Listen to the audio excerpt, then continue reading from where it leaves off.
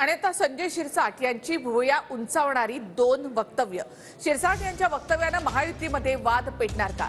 ठाकरेंची शपथ खरी, मात्र ठाकरेच पलटले असं संजय शिरसाट यांनी म्हटलंय। ठाकरेंच्या शपथेबाबत संजय शिरसाट यांनी हा मोठा दावा केलाय। शिंदेने उठाव केला नसता तर भाजपच्या 105 जणांना विरोधात बसावं लागलं असतं असं शिरसाट यांनी म्हटलंय।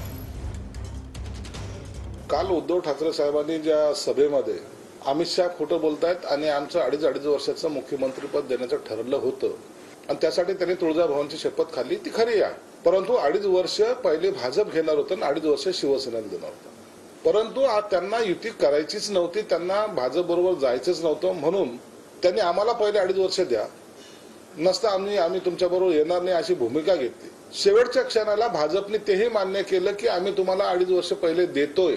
याबाबत उद्धव ठाकरे साहेबांनी शपथ घेऊन सांगावी, त्यांनी तुम्हाला ऑफर केली होती का नव्हती। परंतु आता त्यांच्याबरोबर जायचंच नाही, एकनाथ तू लागला तर बोल पण मी जाणार नाही, हा अट्टहास यासाठी केला होता की शरद पवारांनी यांना 5 वर्ष मुख्यमंत्री पदाचा ऑफर दिली होती। मग 2.5 वर्षापेक्षा 5 वर्ष मुख्यमंत्रीपद आणि अनेक मंत्रिपद आपल्याला मिळत आहेत, या लालसेपोटी यांनी राष्ट्रवादी आणि काँग्रेसची घरोबा केला होता। मी इतके वर्ष रामदासभाईंना ओळखतो, अशा प्रकारचे स्टेटमेंट करण्याची त्यांची सवय आहे आणि टोकाचं बोलण्याची देखील त्यांची सवय आहे। कधी कधी रागाने देखील ते बोलतात। भारतीय जनता पक्षाने शिवसेनेचा सन्मानच केला, त्यांनी हे लक्षात घेतलं पाहिजे।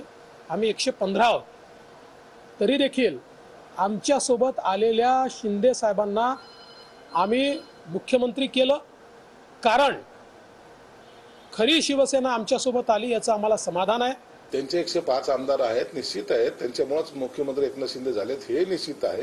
परंतु हेही तेवढं सत्य आहे, जर एकनाथ शिंदे साहेबांनी उठाव केला नसता तर 105 जरी असते तरी त्यांना विरोधात जे बसावं लागलं होतं ते तसंच बसावं लागलं असतं। शिंदेमुळे सुद्धा ते सत्तेत आलेले, हे दोन्ही बाजूंनी जर पाहिलं, शिंदे साहेबांमुळे ते सत्तेत आहे, त्यांच्यामुळे शिंदे साहेब सत्तेत आहे, म्हणून कोण कुणाचा क्रेडिट घ्यायचा प्रयत्न करू नये।